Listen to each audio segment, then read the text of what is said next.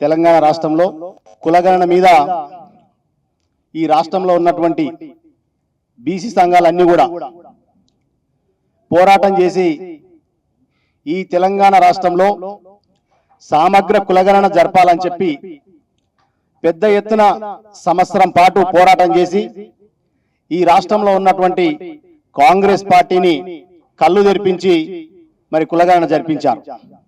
మరి కులగణన జరిపించిన తర్వాత మరి ఈ రాష్ట్రంలో కొన్ని పరిస్థితుల్లో మరి రాష్ట్ర ప్రభుత్వం కానీ మరి అధికారులు చేసినటువంటి తప్పిదాలు కానీ మరి అనేకమైనటువంటి జరిగిన దాంట్లో మరి ఇది తప్పు, మా కులాలకు జరుగుతున్న అన్యాయం మరి రాష్ట్ర ప్రభుత్వం చేస్తుందని చెప్పి పెద్ద ఎత్తున పోరాటం చేసి రాష్ట్ర ప్రభుత్వాన్ని కళ్ళు తెరిపించి అధికారులందరూ కూడా కళ్ళు తెరిపించి ఇది సక్రమైనటువంటి పద్ధతి కాదు, సక్రమైనటువంటి విధానంలో చేయాలని చెప్పి కులగణను మరి మిగతా ఏదైతే ఉన్నదో ఆ కులగణన మొత్తం జరిపించే విధంగా పోరాటం చేసి విజయవంతం సాధించినటువంటి కుల సంఘాల నాయకులందరికీ కూడా బీసీ సంఘాల నాయకులందరికీ కూడా పేరు పేరున ఉద్యమాభివందనలు తెలియజేస్తూ మరి తెలంగాణ రాష్ట్రంలో అనేకమైనటువంటి పోరాటాలు ఈ కులాలకు జరుగుతున్న అన్యాయం మీద, రిజర్వేషన్ల మీద కానీ కులగణన మీద కానీ కులాల లెక్కల మీద కానీ మనకు జరిగినటువంటి అన్యాయాన్ని లేవనెత్తి ప్రజల్లో మహో ఉద్యమాన్ని సృష్టించారు వీళ్ళందరూ కూడా.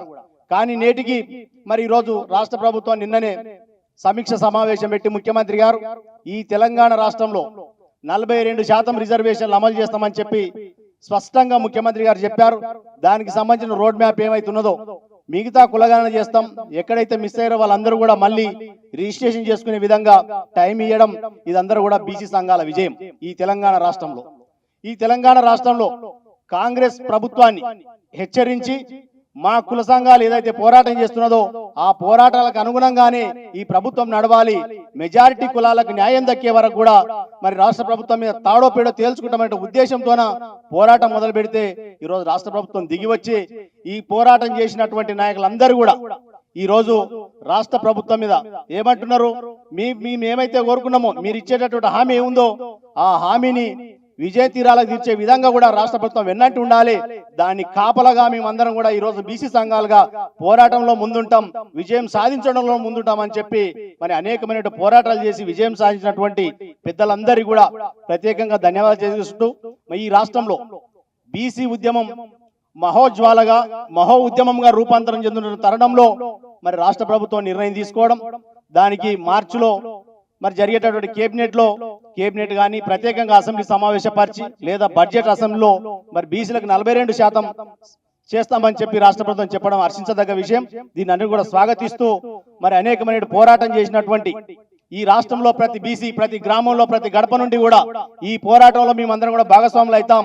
రేపు ఈ రాష్ట్ర ప్రభుత్వం ఏదైనా అటు ఇటు చేసినా కూడా మేమందరం కదలడానికి సిద్ధంగా ఉన్నాం. కదిలించడానికి మా వాళ్ళు చేసినటువంటి ప్రయత్నం మనం అందరం కూడా గుర్తించాల్సిన అవసరం ఉందని చెప్పి కోరుతూ ఈ అవకాశం ఇచ్చినటువంటి పెద్దలందరూ కూడా ప్రత్యేకంగా ధన్యవాదాలు తెలియజేసుకుంటూ ముగిస్తా ఉన్నాం. ముఖ్యంగా ప్రభుత్వము దిగి వచ్చినందుకు హర్షం వ్యక్తం చేస్తున్నాం. అలాగే ఈ పోరాటానికి ముఖ్యంగా కారణం ప్రతి ఒక్కరు భాగస్వాములు ఉన్నారు. అందులో మా మీడియా సోదరులు, ప్రింట్ ఎలక్ట్రానిక్ మీడియా సోదరులు కూడా ప్రతి ఒక్కరు కూడా భాగస్వాములే. ఎందుకంటే ఇదొక మరొక తెలంగాణ ఉద్యమం లాగా మేమెంతో మాకంతా అని చెప్పేసి అని జాజుల సీనన్న మరియు ఇక్కడ మీద ఉన్నటువంటి పెద్దలందరూ ఇచ్చినటువంటి పిలుపుని ప్రభుత్వం ఆలోచనలో పడ్డది. ఏం జరుగుతుంది రాష్ట్రంలో అని చెప్పేసి అని మన దాస సురేష్ అన్న గారికి వేదిక మీదకి రావాల్సిన కోరుతున్నాం. ప్రభుత్వం ఒక ఆలోచనలో పడ్డది. మేధావులందరూ ఒక దగ్గర జమైరు, కుల సంఘాలందరూ ఒక దగ్గర జమైరు. ఏం జరగబోతోంది, ఈ తెలంగాణ ఉద్యమం మళ్ళొక ఉద్యమం రాబోతోందా అని చెప్పేసి అని ఒక భయాందోళన కలిగింది. ఈ భయాందోళనతో మేము లేని కోరికలేం కోరలేదు. లెక్కలు తప్పులు తడకలుగా ఉన్నాయి, కరెక్ట్ చేయండి అని అన్నాం. నిన్న వరకు లెక్కలు చూసుకుంటే అందరు తెలుసు ఏ స్థాయిలు ఉన్నాయో. అగ్రవర్ణాల లెక్కలే ముందుకు పోయినాయి తప్ప బీసీల లెక్కలు ఎక్కడ ముందుకు పోలే. కాబట్టి బీసీల లెక్కలు బరాబర్ తేలేదాకా వదిలిపెట్టేదే లేదని చెప్పేసి అని మార్చి 9వ తారీఖు కూడా హైదరాబాద్ దిగ్బంధం చేస్తామని కూడా జాజుల సీనన్న పిలుపునియడం కూడా జరిగింది. దానికి ఇక్కడ వేదిక మీద ఉన్న పెద్దలందరూ కూడా మద్దతు కూడా ఇవ్వడం జరిగింది. కాబట్టి ప్రభుత్వం ఇప్పుడైనా దిగి వచ్చి ఆ మిగతా 3%, 3.5% లెక్కలు చేయవలసింది. అలాగే జరిగిపోయినటువంటి లెక్కలలో తప్పులు తడకలు ఏమైనా ఉన్నా కూడా సరిదిద్దుకొని బీసీల లెక్కలు బరాబర్ పెంచాల్సిందే, రిజర్వేషన్ చట్టం చేయాల్సిందే. అప్పటి వరకు కూడా బీసీలు నిద్రపోరు. ఎందుకంటే ఎన్నో దెబ్బలు తిన్నోళ్ళం. ఏదో ఇలా వార్తలు రాగానే సంతోషపడము, అవన్నీ పూర్తయ్యేదాకా వదిలిపెట్టము. ఖచ్చితంగా ఈ ఉద్యమము రేపు బీసీ ముఖ్యమంత్రి అయ్యేంత వరకు ఈ వేదిక మీద ఉన్నటువంటి పెద్దలందరూ కూడా ఇదే విధంగా ఉండి పోరాటం చేయాల్సిందిగా కోరుకుంటూ ఈ అవకాశం ఇచ్చిన పెద్దలకు ధన్యవాదాలు తెలియజేస్తున్నాను. మార్గదర్శకాన అందరూ కూడా అన్ని సంఘాలు, వివిధ కుల సంఘాల నాయకులు ఏకమై ఈ ఉద్యమాన్ని ముందుకు తీసుకుపోయి ఈరోజు కులగణన సాధించి ఈరోజు కులగణన లెక్కలు బయటకు వచ్చినాయి. కానీ అందులో ఉన్నటువంటి లోపాలను వెంటనే ఎత్తి చూపి ఇవాళ బీసీ సమాజం మొత్తం కూడా ఒక్క మాటతోటే ఈరోజు గ్రామ గ్రామాన ప్రజలు ఇవాళ హమాలి పని చేసుకునేటోళ్ళు కానీ కూలి పని చేసుకునేటోళ్ళు కూడా ఇవాళ మా బీసీలకు అన్యాయం జరుగుతుందనేటువంటి చర్చ మొదలైంది. ఇవాళ మీరు ఈ సమగ్ర కులగణనను ఇంకా ఎవరెవరైతే చేయలేదో, ఎవరినైతే ఇంకా లెక్కించలేదో, వివిధ పట్టణాలలో వివిధ కాలనీల్లో లెక్కించలేదు కాబట్టి అవన్నీ కూడా సమగ్రంగా కులగణన చేపట్టాలని డిమాండ్ చేస్తున్నాం. అదేవిధంగా ఎవరైతే కులగణన వద్దు అన్న ఆధిపత్య కుల ద్రోహులై ఈరోజు జనాభా ఎక్కువ చూపెట్టడం, బీసీలు, ఎస్సీ ఎస్టీలు, మైనార్టీలు కులగణనను స్వాగతిస్తే ఆ వర్గాల జనాభాను తక్కువ చేసి చూపెట్టడం, ఇందులో ఏదో కుట్ర దాగి ఉంది. కాబట్టి ఈ కుట్రల్ని బీసీ సమాజం క్షుణ్ణంగా మేధావులు, విద్యార్థులు, యువత, జర్నలిస్టులు, లాయర్లు, వివిధ ఉద్యోగ సంఘాలు అన్ని కూడా అబ్జర్వ్ చేస్తున్నాయి. మీరు సమగ్ర కులగణన చేసి బీసీలకు 42% రిజర్వేషన్ మీరు పేర్కొన్న ప్రకారమే కల్పించాలని, విద్యా, ఉద్యోగ, రాజకీయ రంగాల్లో తమిళనాడు తరహా రిజర్వేషన్లు కల్పించి న్యాయం చేయాలని బీసీ సమాజం ఇవాళ గొంతెత్తి కోరుతుంది. ఈ అఖిల పక్షాలతో సమావేశాలు చేయకుండా అప్పటికప్పుడు ఏదో అయిపోతుందని తప్పులు సంఖ్యలతోటి లెక్కలు చూయించి ఎస్సీ, ఎస్టీ, బీసీ, మైనార్టీ ప్రజలందరినీ రాష్ట్ర ప్రభుత్వం మోసం చేసింది. దానికి ఆ రోజు నుంచి వెలువడినటువంటి లెక్కల్ని అందరూ ప్రజా సంఘాలు, బీసీ సంఘాలు సమాయత్తమై పెద్ద ఎత్తున పోరాటం చేయడంతో నిన్న సాయంత్రం రాష్ట్ర ప్రభుత్వం దిగివచ్చి ముఖ్యంగా రిటైర్డ్ ఐఏఎస్ చిరంజీవి గారు సార్ ఆధ్వర్యంలో లెక్కలు రాగానే తన యొక్క మేధస్సును ఉపయోగించి లెక్కలని రాష్ట్ర ప్రభుత్వానికి లేఖ ద్వారా అందించి ఒక పక్క సీనన్న, జాజుల సీనన్న అందరూ తీన్మార్ మల్లన్న పోరాటాలతో కలిసి ఐక్య పోరాటాలు నిర్వహించినందుకు రాష్ట్ర ప్రభుత్వం ఒక మెట్టు దిగొచ్చి లెక్కలు మళ్ళా కులగణన చేసుకోమని చెప్పింది. రాష్ట్ర ప్రభుత్వానికి హర్షం వ్యక్తం చేస్తున్నాం. ఏది ఏమైనా ఈ అశోక హోటల్ నుంచి రాష్ట్ర ప్రజలందరికీ ఏం చెప్తున్నామంటే ఇప్పటికైనా మీరు ఎలిమినేటర్లకు సహకరించి, ముఖ్యంగా ఎస్సీ, బీసీ, మైనార్టీ ప్రజల సంఖ్య ఆ కులగణనలో చాలా తక్కువ వచ్చింది, తప్పుల తడకతో వచ్చింది. ఇప్పటికైనా మీరు నమోదు చేసుకోవాలని రాష్ట్ర ప్రజలందరినీ విజ్ఞప్తి చేస్తున్నాం. ఈ 10 రోజులుగా బీసీ సంఘాలు జాజుల సీనన్న నాయకత్వంలో, అదేవిధంగా మేధావుల ఫోరం చిరంజీవి సార్ గారి డైరెక్షన్లో విరోచితమైనటువంటి నిరసన కార్యక్రమాలు ఈ విధంగా చేయడం మూలంగా ఈరోజు గవర్నమెంట్ దిగి వచ్చింది. ఈ పోరాట స్ఫూర్తి భవిష్యత్తులో కొనసాగించాలి. ఇవాళ ఇంత ఐక్యంగా మనం చేసినటువంటి పోరాటానికి గవర్నమెంట్ భయపడి ఈరోజు 42% చట్టబద్ధ కల్పిస్తామని దిగి వచ్చింది.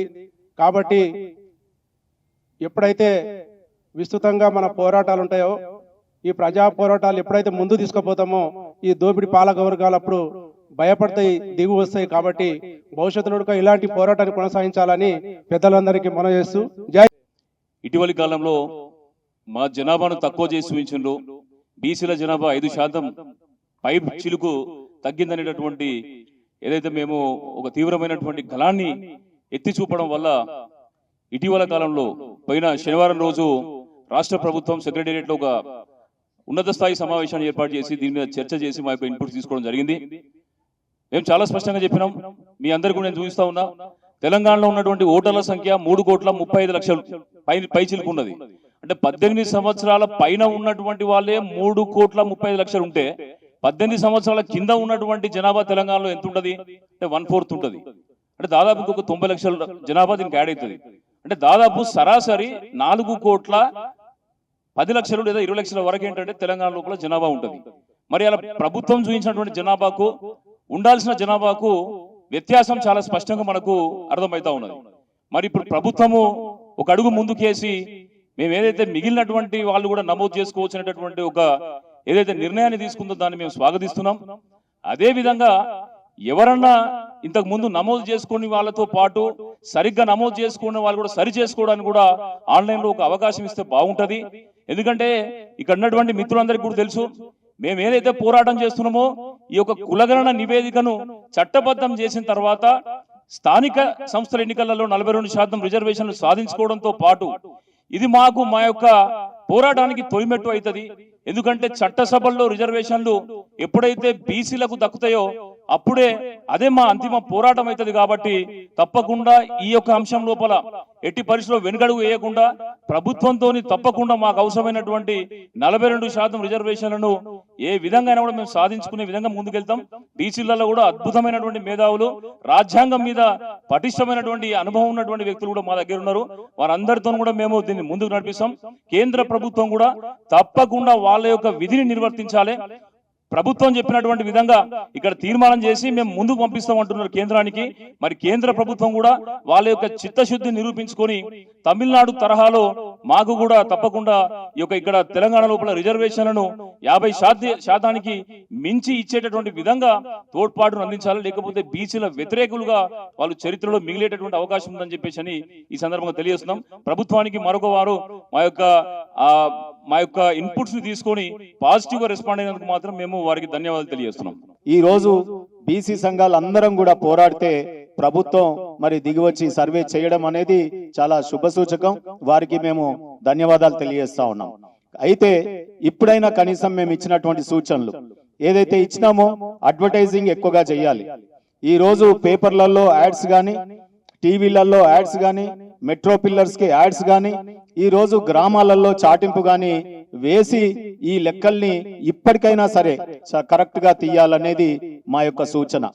ఈ రోజు దీనితో పాటు ఈ లెక్కలు వచ్చిన తర్వాత 42% రిజర్వేషన్ ఏ రకంగా చేయాలో ఇక్కడ మా కమిటీ మరి ప్రభుత్వానికి నివేదించినాం. ఏ రకంగా సునాయాసంగా చేయగలుగుతాం, ఇది రాజకీయ పేచీలుగా ఈ రోజు ఒక రాజకీయ పార్టీల మధ్య లండోరీగా వ్యవహరించవద్దని చెప్పి మేము మరి సూచిస్తా ఉన్నాం. ఎందుకంటే ఇది చాలా కాలం నుంచి జరుగుతున్నటువంటి పోరాటం కాబట్టి ఇక్కడ మేము ఉట్టి పోరాటం చేయడమే కాదు, ప్రభుత్వానికి వెసులుబాటు కల్పిస్తా ఉన్నాం. ఏ రకంగా మీరు ముందుకెళ్తే మీరు ఇచ్చిన కామారెడ్డి డిక్లరేషన్ 42% ని మీరు అమలు పరచగలుగుతారో ప్రభుత్వానికి మేము చాలా చక్కగా సూచన, ఏ రకమైన బిల్లు పెట్టాలో కూడా సూచిస్తా ఉన్నాం, ఏ రకమైన అంశాలను తీసుకోవాలని సూచిస్తా ఉన్నాం. అయితే దీంట్లో 2 పొలిటికల్ రిజర్వేషన్ 42% ఒకవైపు అయితే దీన్ని దయచేసి రేపు ఏ స్టేట్మెంట్ లాగానో మొన్నటి లెక్క ఏ తీర్మానం లాగానో కాకుండా యాక్ట్ ని అసెంబ్లీలో చేయాల్సిందిగా మా వేదిక ఈ రోజు వారికి డిమాండ్ చేస్తా ఉంది.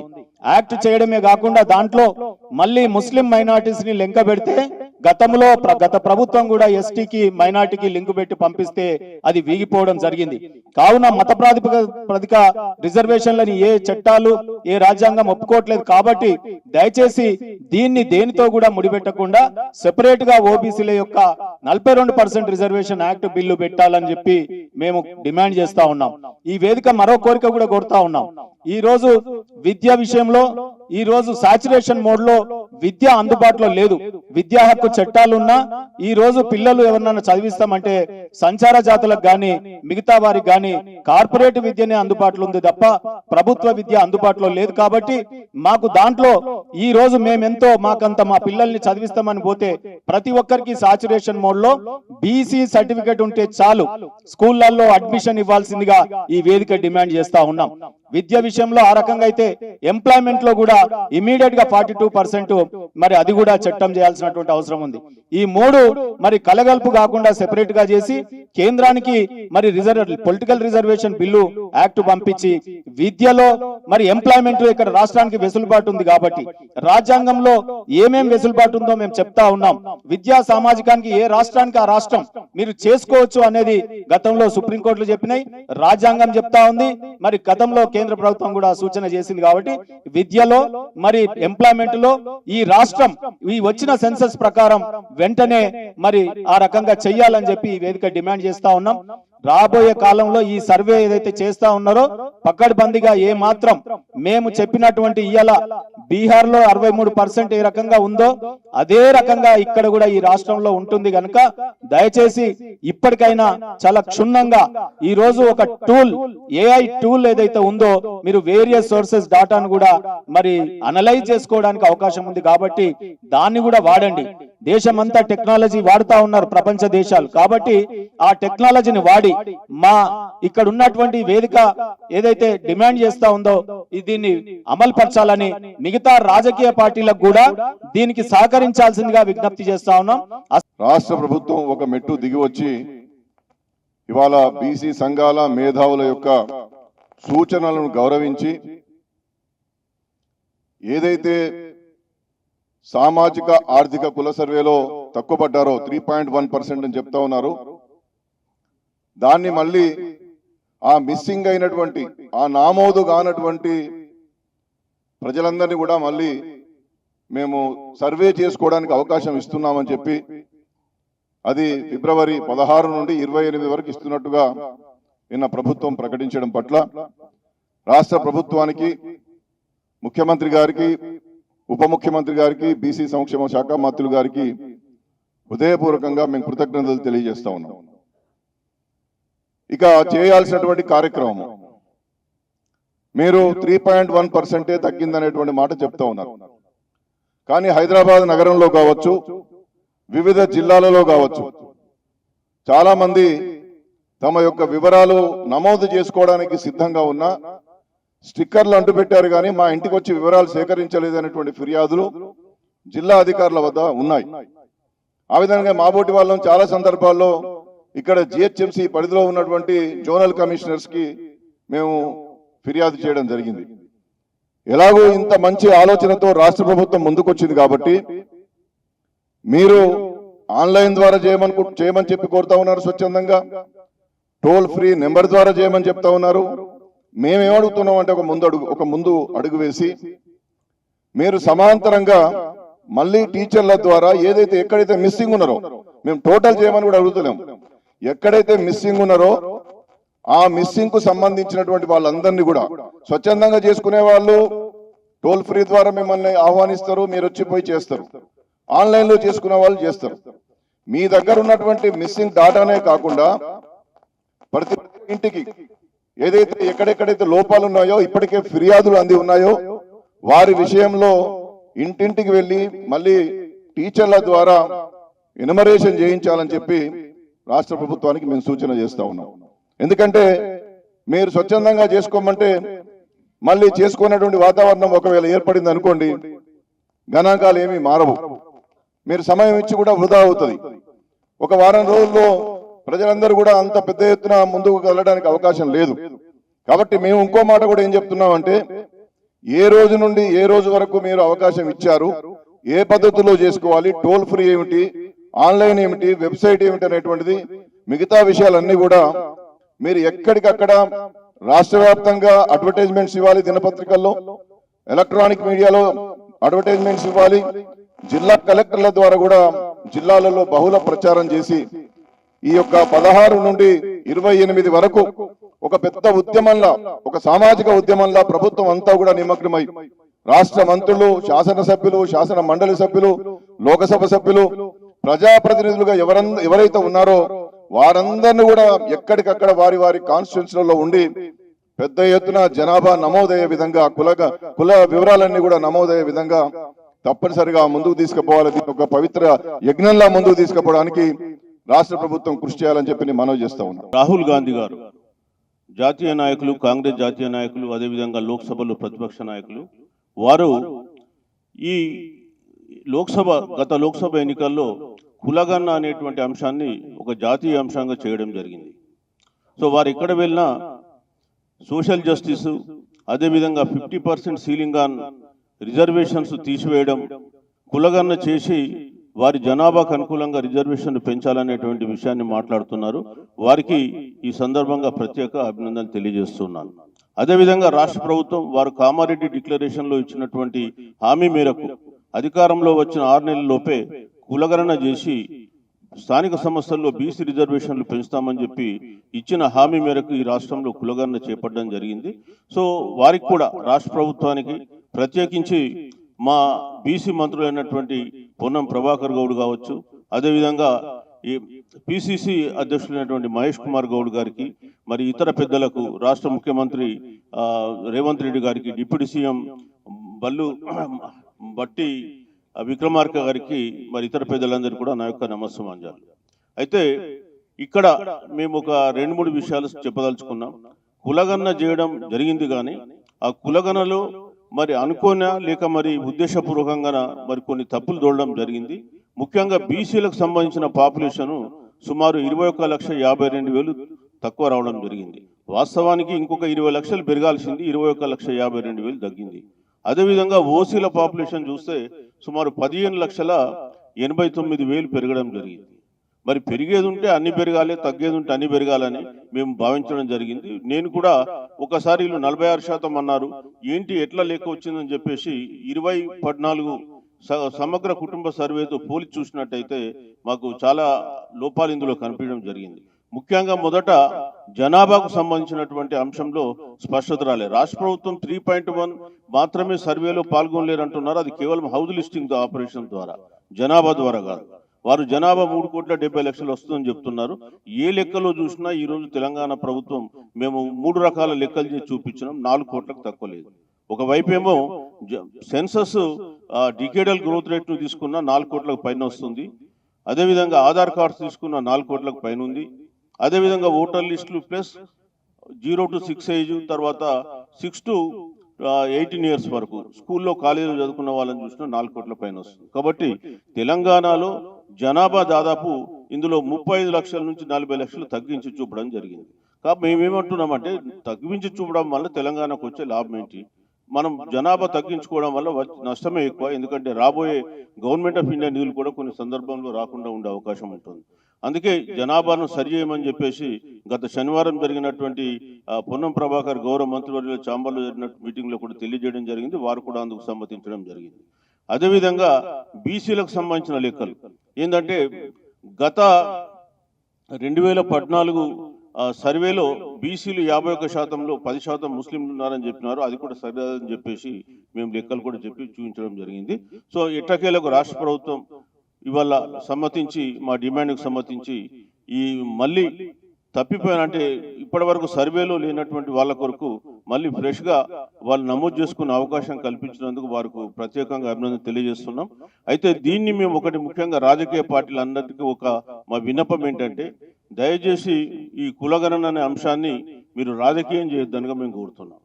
ఇప్పటికే రాజకీయం చేసి చాలామంది ఈ కులగణనలో పాల్గొనొద్దని కొందరు, ఈ కులగణన అనేది అసలు పనికిరాదని చెప్పి కొందరు రకరకాల కామెంట్ చేసి జనాలను పాల్గొనకుండా చేసింది. మేము ఇప్పటికైనా మిమ్మల్ని కోరేది ఏంటంటే, ఈ కులగణనలో మీరు కూడా పాల్గొనండి. అదేవిధంగా పాల్గొని వాళ్ళని కూడా పాల్గొనేలాగా చేయండి, కానీ రాజకీయం మాత్రం చేయొద్దని చెప్పి కోరుతున్నాం. ఎందుకంటే మేము ఇక్కడ రాజకీయాలు మాట్లాడడానికి లేము, కానీ మాకు తెలుసు చాలా పొలిటికల్ పార్టీస్ ఏ విధంగా ఈ కులగణను ఒక అపహాస్యం లాగా చేయాలనేటువంటి దాన్ని చేసినాయి. దయచేసి బీసీలతో ఆడుకోవద్దని చెప్పి మరొకసారి తెలియజేస్తున్నాం. అదేవిధంగా ఇవాళ 42% విద్య, ఉద్యోగాలు, అదేవిధంగా లోకల్ బాడీస్లో రిజర్వేషన్ పెంచింది. ఇది కేంద్రంలో చట్టం కావాలంటే కేంద్రంలో ఉన్నటువంటి ప్రభుత్వం కూడా సహకరించాల్సిన అవసరం ఉంది.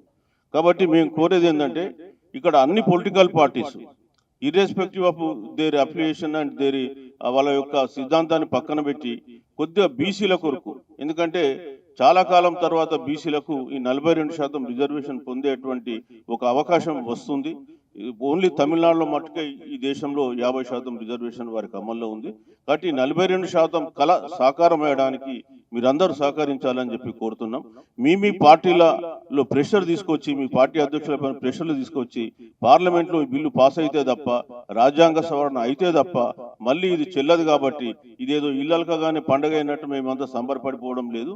ఖచ్చితంగా పార్లమెంట్లో బిల్లు పాస్ అయ్యి మరి రాజ్యాంగ సవరణ జరిగి ఇది చట్టం ద్వారా వచ్చేస్తేనే మాకు రక్షణ ఉంటుంది. 9th షెడ్యూల్లో ఉంటేనే రక్షణ ఉంటుంది. కాబట్టి అప్పటి వరకు ఈ బీసీ సంఘాలు ఇక్కడ పోరాటం చేస్తూనే ఉంటే ఆ దిశలో మీ పార్టీలను మీరు ఒప్పించి ముందుకు తీసుకెళ్లాల్సిందిగా మేము కోరుతున్నాం. 42% మళ్ళీ రీసర్వే చేయమని చెప్పినందుకు సీఎం గారికి, డిప్యూటీ సీఎం గారికి, మన బీసీ వెల్ఫేర్ మంత్రి పొన్నం ప్రభాకర్ అన్న గారికి ధన్యవాదాలు తెలుపుతున్నాం.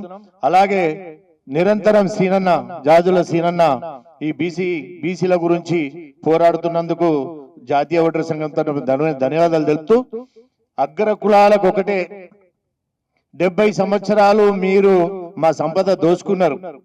ఇప్పుడు 42% మీరు సహకరించురు నాయన.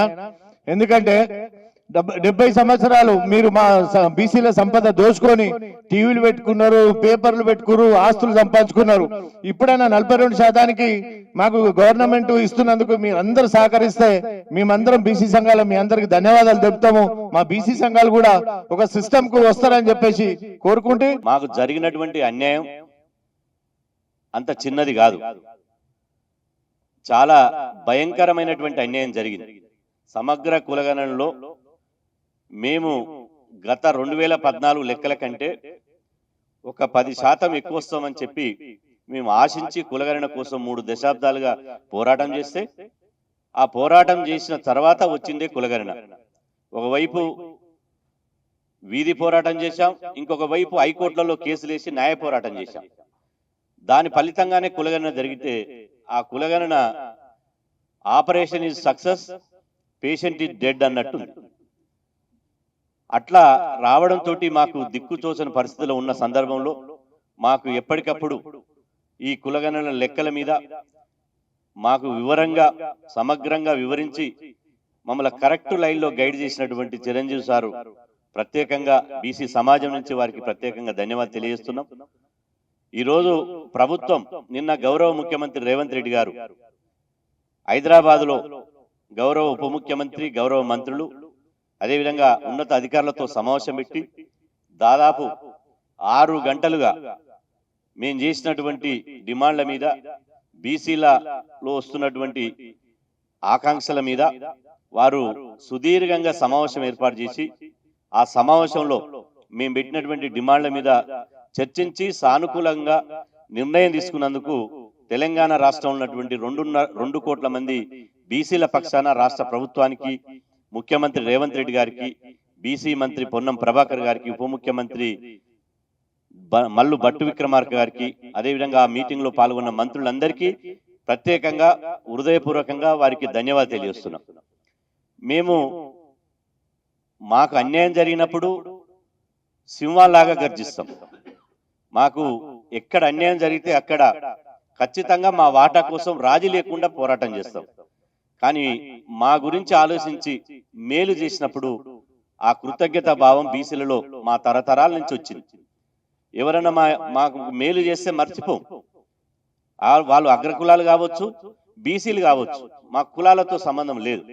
కానీ బీసీలకు మేలు చేసేటువంటి నిర్ణయాలు తీసుకుంటే ఆ మేలు చేసిన వాళ్ళని గుండెల్లో పెట్టుకుంటాం. కాబట్టి ప్రభుత్వం కులగణనలో తప్పులు దొరికినాయి, కులగణనలో అందరికీ పాల్గొనే అవకాశం రాలేదు. కాబట్టి ఈ కులగణన మీద మరొక అవకాశం ఇవ్వాలి, అదేవిధంగా ఈ రిపోర్టు సరిచేయాలని చెప్పి రీసర్వే చేయాలి. ఆ తర్వాత మేము పెట్టినటువంటి ప్రధాన డిమాండ్ ఏదైతే ఉందో, ఈ 42% కామారెడ్డి డిక్లరేషన్ 42% ఏదైతుందో దానికి ఇలా అసెంబ్లీలో మార్చి మొదటి వారంలో మంత్రివర్గ సమావేశం ఏర్పాటు చేసి మొదటగా క్యాబినెట్లో తీర్మానం చేస్తాం. ఆ తర్వాత అసెంబ్లీలో చట్టం చేస్తాం. చట్టం చేయడమే కాదు, ఢిల్లీకి పోయి గౌరవ ప్రధాని నరేంద్ర మోదీ గారికి కలిసి ఈ 42% రిజర్వేషన్ కల్పించాలని చెప్పి విజ్ఞప్తి చేస్తాం. అదే సమయంలో జాతీయ స్థాయిలో అన్ని పార్టీలను ముఖ్యమంత్రి గారి నేతృత్వంలో కలుస్తామని చెప్పి నిన్న వాళ్ళు స్పష్టంగా చెప్పడం జరిగింది. అదే కాకుండా ఇప్పుడు రాజకీయ రిజర్వేషన్ల కోసం కొట్లాట జరిగింది. ఇదే సందర్భంలో మేము పెట్టినటువంటి మరో డిమాండ్ ఏంటంటే ఓన్లీ స్థానిక సంస్థల్లో రిజర్వేషన్లే కాదు, బీసీలకు విద్యా ఉద్యోగాల్లో కూడా 42% రిజర్వేషన్లు, ఈ ఏదైతే రాజకీయ రిజర్వేషన్ ఉందో దానితో పాటు ఈ రిజర్వేషన్లు కూడా పెంచాలి, దాని మీద అసెంబ్లీలో చట్టం చేయాలని చెప్పి మేము డిమాండ్ చేస్తే దానికి కూడా ఈ అసెంబ్లీ చేసేటువంటి చట్టంలో మేము విద్యా ఉద్యోగ రాజకీయ రంగంలో 42% రిజర్వేషన్లు కోసం చట్టం చేస్తామని చెప్పి ప్రభుత్వం ప్రకటించడాన్ని మేము స్వాగతిస్తున్నాం. ఆ రోజు ఇదే హైదరాబాద్లో హరిత టూరిజం ప్లాజా హోటల్లో మేము దాదాపు 400 మంది బీసీ సంఘాలు, బీసీ మేధావులమంతా సమావేశం ఏర్పాటై కులగణన రిపోర్ట్ ఇది తప్పుల తడక, మా తలరాతలు మార్చే కులగణన కాదిది, కాబట్టి దీన్ని తిరస్కరిస్తున్నామని చెప్పి ఓపెన్ గా తిరస్కరించి ఆ కులగణన రిపోర్టు కాగితాలను చింపేసి చిత్తు కాగితాలు వేసినాం. ఆ రోజు తిరస్కరించడం ఇప్పుడు ఈ రోజు ప్రభుత్వ నిర్ణయాన్ని ఆహ్వానిస్తున్నాం, స్వాగతిస్తున్నాం. ఎందుకంటే మా డిమాండ్లు నెరవేర్చేది ప్రతిపక్షాలు కాదు. కొంత అనుమానం రావచ్చు, రాష్ట్ర ప్రజలు బీసీ సమాజం కూడా ఆలోచన చేయాలి. ప్రభుత్వం ఏదైతే ఉందో అది ఏ పార్టీ ప్రభుత్వం అయినా మాకు సంబంధం లేదు, ప్రభుత్వాలే మనం చేసేటువంటి డిమాండ్లు పరిష్కరిస్తాయి. కాబట్టి ఆ ప్రభుత్వాలను ప్రజాస్వామ్యయుతంగా మేము పోరాటం చేస్తాం. ఆ పోరాటం చేసే క్రమంలో వాళ్ళు నిజంగా కాంగ్రెస్ ప్రభుత్వం మేము చేసినటువంటి పోరాటంలో ఇలా చాలా సానుకూలంగా స్పందించింది. మొదటగా 9వ తేదీ నాడు సచివాలయంలో దాదాపు 12 మంది బీసీ నేతలను, మేధావులను అదేవిధంగా సచివాలయంలో ఆహ్వానించి, రాష్ట్ర సచివాలయంలోనే ఆహ్వానించి 4 గంటల సేపు సుదీర్ఘంగా చర్చించింది. ఆ 4 గంటల్లో మేము ఇవన్నీ బీసీల జరిగినటువంటి అన్యాయాన్ని పూసగుచ్చినట్టు చెప్పినాం. వాళ్ళు నోట్ చేసుకుని మేము త్వరలోనే ముఖ్యమంత్రి గారితో మాట్లాడి వీటి మీద సానుకూలంగా నిర్ణయం తీసుకుంటాం, ఇది కొన్ని తప్పులు దొరికిన మాట వాస్తవం చెప్పారు. ఆ 3 రోజుల్లోనే మాతో సమావేశమైనటువంటి 3 రోజుల్లోనే వారు గౌరవ ముఖ్యమంత్రి తోటి సమావేశమై ఇలా ఈ ఒకటి మళ్ళీ కులగణనలో ఇప్పటి వరకు పాల్గొన్నటువంటి వాళ్లకు ఒకటి ఆన్లైన్ ద్వారా, 2 టోల్ ఫ్రీ నెంబర్ ద్వారా, 3 ఎండిఓ ఆఫీసు కానీ ఎంఆర్ఓ ఆఫీసులు కానీ కులగణన ఫారాలు అందుబాటులో ఉంచి ఆ కులగణనలో పాల్గొనేటట్టు మేము ఈ 3 మార్గాల ద్వారా చేస్తామని చెప్పడం జరిగింది. ఇది ఆహ్వానిస్తున్నాం, స్వాగతించవలసిన పరిణామం. చిరంజీవి సార్ చెప్పినట్టు దయచేసి ఇందులో ప్రభుత్వం చేసినటువంటి ఈ నిర్ణయాలు కులగణనలో పాల్గొన్నటువంటి వాళ్లకు అవకాశం ఇస్తాం అని చెప్పారు. ఎప్పుడు 16వ తేదీ నుంచి 28వ తేదీ వరకు. మేము ప్రభుత్వానికి ఒక విజ్ఞప్తి చేస్తున్నాం ఏంటంటే 16 నుంచి 28 కంటే 12 రోజుల పాటు తక్కువ సమయం కాబట్టి కనీసం ఒక పక్షం రోజులు 15 రోజులు అవకాశం ఇవ్వాలని చెప్పి మేము విజ్ఞప్తి చేస్తున్నాం. ఎందుకంటే ఇది ఎగ్జామ్స్ ఉన్నాయి, పిల్లలకి ఎగ్జామ్స్ ఉన్నాయి, ఆ తర్వాత చాలా మంది ఎక్కడెక్కడో ఉంటారు. కాబట్టి ఒక 15 రోజులు అవకాశం ఇస్తే బాగుంటది, 15 రోజులు ఇవ్వాలి. ఆ తర్వాత మేము సూచనలు ఇవి. రెండో సూచన, ఫస్ట్ సూచన ఏంటంటే 16 నుంచి 28 అన్నారు, దాన్ని 16 నుంచి 31 తారీఖు, అంటే ఇది ఫిబ్రవరి కాబట్టి ఫిబ్రవరి నెల 28 ఉంటుంది కాబట్టి ఈ 2వ తారీఖు వరకు, మార్చి 2వ తారీఖు వరకు అవకాశం ఇవ్వాలని చెప్పి మేము సూచన చేస్తున్నాం. రెండో సూచన ఏంటంటే కులగణన ఎక్కడైతే పర్సెంటేజ్ తక్కువ వచ్చిందో, గ్రామీణ ప్రాంతాల్లో 90% వచ్చింది, పట్టణ ప్రాంతాల్లో జిల్లా కేంద్రాల్లో మున్సిపాలిటీ కేంద్రాల్లో 60% వచ్చింది. అదేవిధంగా హైదరాబాద్ లాంటి మహానగరంలో 40 నుంచి 50% వచ్చింది. అంటే అతి తక్కువగా ఎక్కడైతే కులగణనలో అతి తక్కువ శాతము పాల్గొన్నారో అందులో స్లమ్లు ఉన్నాయి, సంచార జాతులు ఉంటారు, అదేవిధంగా చదువు రానటువంటి పేద ప్రజలు ఉంటారు. కాబట్టి వాళ్ళు ఎంఆర్ఓ ఆఫీస్కి వచ్చో ఆన్లైన్లో అప్లై చేసుకునేటువంటి అవకాశం వాళ్ళకు ఉండదు. కాబట్టి దయచేసి మేము ప్రభుత్వానికి సూచించేది ఏంటంటే అతి తక్కువగా వచ్చినటువంటి కులగణన సర్వే ఏదైతే ఉందో అక్కడ మళ్ళీ మళ్ళీ ప్రభుత్వ ఉద్యోగుల ద్వారా మాన్యువల్ గా ఇంటింటికి తిరిగి సర్వే చేసి ఒకసారి మళ్ళా చెక్అవుట్ చేసి అందరూ పాల్గొనేటట్టు చేయాలి అని చెప్పి ఈ సందర్భంగా సూచిస్తున్నాం. సార్ చెప్పాడు సంచార జాతులని, మళ్ళీ ఆ సూచన మేము చెప్పదలుచుకోలే. అదేవిధంగా మేము ప్రభుత్వానికి మొన్న 9వ తారీఖు పొన్నం ప్రభాకర్ గారు సమక్షంలో డిమాండ్ చేశాం, ఇప్పుడు సూచన చేస్తున్నాం. కులగణన పారాలు ఏదైతే సర్వే చేసిన తర్వాత కంప్యూటరైజ్ చేసినటువంటి సందర్భం లోపల కొన్ని తప్పులు దొరినాయి. బీసీ అన్న కాడ ఓసీ కొట్టిరు, ఎస్సీ అన్న కాడ బీసీ కొట్టిరు, బీసీ అన్న కాడ ఎస్టీ కొట్టిరు, ఎస్టీ అన్న కాడ మైనార్టీ కొట్టిరు. కాబట్టి ఆ ఏ అయితే మీరు కులగణన చేసినటువంటి మొత్తం ఫారాలు ఉన్నాయో దాన్ని రీవెరిఫికేషన్ చేయాలి, పునఃసమీక్ష చేయాలి. రీవెరిఫికేషన్ చేస్తేనే ఇక అగ్రకులాల జనాభా పెరగడం, బీసీల జనాభా తగ్గడం అది ఒక ప్రధాన కారణంగా మేము భావిస్తున్నాం. కాబట్టి ఆ రీవెరిఫికేషన్ చేస్తేనే దాంట్లో కొంత మళ్ళా బీసీల జనాభా పెరిగే అవకాశం ఉంటది. కాబట్టి ఆ రీవెరిఫికేషన్ చేయాలని చెప్పి మేము ప్రభుత్వానికి విజ్ఞప్తి చేస్తున్నాం. ఇప్పుడైనా ఈ కులగణన మళ్ళా రెండోసారి అవకాశం ఇస్తున్నారు కదా, ఇప్పుడైనా దయచేసి ప్రభుత్వం పెద్ద ఎత్తున విస్తృత ప్రచారం చేయాలి. విస్తృత ప్రచారం చేయాలంటే టీవీలలో, పేపర్లలో, అదేవిధంగా మొత్తం సోషల్ మీడియాలో, సినిమా టాకీసుల్లో, అదేవిధంగా హోర్డింగ్లలో కులగణన మీద విస్తృతంగా ప్రచారం చేయాలి. ఎందుకంటే దీనికి 150 కోట్ల బడ్జెట్ కేటాయించారు. 150 కోట్లలో నాకు తెలిసి కులగణన మొత్తం చేసిన 50 కోట్లు ఖర్చు కాలే. 50 కోట్లు ఖర్చు కాకపోయినా ఒక 70 కోట్లు కూడా ఖర్చు కాలే. కాబట్టి ఈ కులగణన సంబంధించినటువంటి డబ్బు ఇంకా ఉంది. కాబట్టి విస్తృతమైనటువంటి ప్రచారం చేసి మీడియాలో దయచేసి అడ్వర్టైజ్మెంట్లు ఇతర అంశాలు ఇచ్చినట్టు ఇవ్వాలని చెప్పి ఈ సందర్భంగా విజ్ఞప్తి చేస్తున్నాం. అదేవిధంగా చిరంజీవి సార్ చెప్పినట్టు రాజకీయ నాయకులు ఇప్పటికీ కేసీఆర్ గారు కులగణన పాల్గొనలే, కిషన్ రెడ్డి గారు కులగణన పాల్గొనలే, బండి సంజయ్ గారు కులగణన పాల్గొనలే, కేటీఆర్ గారు కులగణన పాల్గొనలే, చాలా మంది ఎమ్మెల్యేలు పాల్గొనలే, మంత్రులు కూడా పాల్గొనలే. దయచేసి రెండవసారి మీరు బీసీలను బలిపీఠం ఎక్కియొద్దు. దయచేసి రాజకీయ పార్టీలకు మేము విజ్ఞప్తి చేస్తున్నాం. ఇది మా బీసీల గొంతుక, మా వ్యక్తిగత స్వార్థం లేదు. ఇలా మేము వ్యక్తులం కాదు, ఇక్కడ మా 2 కోట్ల మంది బీసీల ప్రతినిధులుగా మేము మాట్లాడుతున్నాం. కాబట్టి బీసీలను దయచేసి మీ రాజకీయ మైలేజ్ కోసం, మీ రాజకీయ అవసరాల కోసం బలిపీఠం ఎక్కియొద్దు, రాజకీయ అవసరాల కోసం ఉపయోగించుకోవద్దు. మీకు నిజంగా బీసీల పైన చిత్తశుద్ధి ఉంటే మీరు ఖచ్చితంగా మీరు కులగణన పాల్గొనాలి. ఇప్పటి వరకు కులగణన పాల్గొనేటువంటి వాళ్ళను పాల్గొనాలి అని చెప్పి మీరు పిలిపివ్వాలి. ఎందుకంటే బండి సంజయ్ గారు కులగణన స్టార్ట్ చేసినప్పుడు వారు వ్యతిరేకించారు. ఈ కులగణన ఎందుకు చేస్తున్నారు, ఇది బక్వాస్ కులగణన. 2014లో తీసిన సమగ్ర కుటుంబ సర్వే ఏమైంది, ఆ లెక్కలున్నాక ఈ లెక్కలు ఎందుకు అని వ్యతిరేకించాడు. మళ్ళీ ఇప్పుడు ఏం చేస్తున్నాడు, ఈ కులగణన తప్పుల తడక, ఇది మంచి లేదు, అసలు మొత్తం అంతా అధ్వానం చేశారు. దయచేసి బండి సంజయ్ అన్నకు మేము అప్పీల్ చేస్తున్నాం, విజ్ఞప్తి చేస్తున్నాం. అన్నా రేపు భవిష్యత్తులో బీసీ సీఎం అవకాశం వస్తే మీరు ఒక సీఎం అవుతారు, ఓ ఈటలన్న సీఎం అవుతాడు బీజేపీలో, ఒక డాక్టర్ లక్ష్మణ్ అన్న సీఎం అవుతాడు. మేము చేసేది బీసీలు బలపడితే, బీసీ ఉద్యమం బలపడితే, బీసీలు చైతన్యమైతే మీకే లాభం అనేది దయచేసి గమనించండి. అప్పీల్ చేస్తున్నాం, వ్యతిరేకిస్తలేం. రేపు కూడా వీళ్ళు ఏదైతే ఈ 3 బీసీ నాయకులు ఉన్నారో రాష్ట్ర అసెంబ్లీలో తీర్మానం చేసి చట్టం చేసిన తర్వాత మళ్ళీ మీరే ఒక పెద్దన్న పాత్ర పోషించి బీసీల తరపున ఉండి పార్లమెంట్ లో చట్టం తీసుకొస్తే రేపు బ్రహ్మాండమైనటువంటి బీసీలు మీకు నిరాజనం పడతారు. కాబట్టి దయచేసి పాజిటివ్ గా మాట్లాడాలి, పాజిటివ్ గా తీసుకోవాలని చెప్పి నేను విజ్ఞప్తి చేస్తున్నా.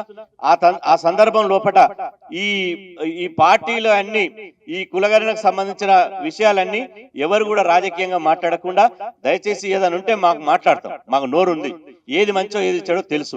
కాబట్టి మేము చివరిగా చెప్పేది ఏంటంటే ఇప్పటికే కాలాతం అయింది, అందరు మాట్లాడారు, కానీ ఇందులో మేము ఇప్పటికే నిరసన కార్యక్రమాలు తీసుకున్నాం. మార్చి 9న ఇలా లక్షలాది మందితోటి చెలో హైదరాబాద్ పిలుపు తీసుకున్నాం. ఈ మార్చి 9న జరిగేటువంటి ఈ చెలో హైదరాబాద్ ని తాత్కాలికంగా ఉపసంహరించుకుంటున్నాం, వాయిదా వేస్తున్నాం, మళ్ళీ చేస్తాం. ఎందుకంటే ఎందుకంటే ప్రభుత్వం గౌరవ ముఖ్యమంత్రి గారు స్వయంగా చెప్పిన తర్వాత మళ్ళీ మేము చెలో హైదరాబాద్ పిలిపించి ప్రజల్ని గందరగోళపరచదలుచుకోలే. కాబట్టి ఖచ్చితంగా ఇది తాత్కాలికంగా మాత్రమే వాయిదా ఇస్తున్నాం. అదేవిధంగా ప్రజల్ని ఎక్కడికక్కడ పూలే అంబేద్కర్ విగ్రహాల ముందు, అదేవిధంగా జిల్లా కేంద్రాల్లో నిరాహార దీక్షలు, అదేవిధంగా ఎక్కడికక్కడ ఏ రూపంలో పడితే ఆ రూపంలో నిరసన కార్యక్రమాలు చేయమని చెప్పాం. కాబట్టి దయచేసి ఓపిక పట్టండి. ఇక్కడ ప్రభుత్వం గనుక నిన్న ఇచ్చినటువంటి మాటలో ఎలాంటి లోపం వచ్చినా ఎందుకు ఇలా నిరసన కార్యక్రమాలు వదలమంటున్నామంటే రేపు 16వ తారీఖు నుంచి మళ్ళీ ఒక రెండోసారి అవకాశం ఇస్తున్నాం. మనం నిరసన చేసే బదులు, మనం ఈ పోరాటం చేసే బదులు మన బీసీ ప్రజలందరినీ కులాలని కులగణనలో పాల్గొనేటట్టు దయచేసి చైతన్యం చేయాలి. ఏ కులానికి ఆ కులం 136 కులాలు ఉన్నాయి బీసీలు. ఏ కులానికి ఆ కులం కుల సంఘాల అధ్యక్షుడు బాధ్యత తీసుకుని ఇవాళ ఒక్క వార్డు కానించి మొదలుకుంటే హైదరాబాదు మహానగరం వరకు ప్రతి ఒక్క కుల సంఘం పాల్గొనేలా చూడాలి. నేను గతంలో కూడా చెప్పిన, మనం కులాల సర్వే జరిగినప్పుడు పాల్గొనకుండా మళ్ళా కుల సర్వే అయిపోయిన తర్వాత మేము ఇన్ని లక్షలు ఉన్నామని జబ్బలు ధరిచి రొమ్ములు గుద్దుకుంటే లాభం లేదు. ఇప్పుడు ఉన్నటువంటి కులగణనలో మనం నిజాయితీగా మనం సర్వేలో పాల్గొంటే అప్పుడు మన జనాభా తెలుస్తుంది. దయచేసి ఈ కులగణనలో పాల్గొనడానికే ఈ యొక్క నిరసన కార్యక్రమాలు చెలో హైదరాబాద్ అన్ని పక్కన పడేసి ఇవాళ ఈ సర్వేలో 16వ తారీఖు నుంచి ఒక యుద్ధం లెక్క, ఒక మూమెంట్ లెక్క మనం ఒక ఉద్యమ స్ఫూర్తితోటి ఆ కులగణనలో పాల్గొనాలని చెప్పి ఈ సందర్భంగా విజ్ఞప్తి చేస్తూ please subscribe to the channel and download the Politicos app from the links in the description.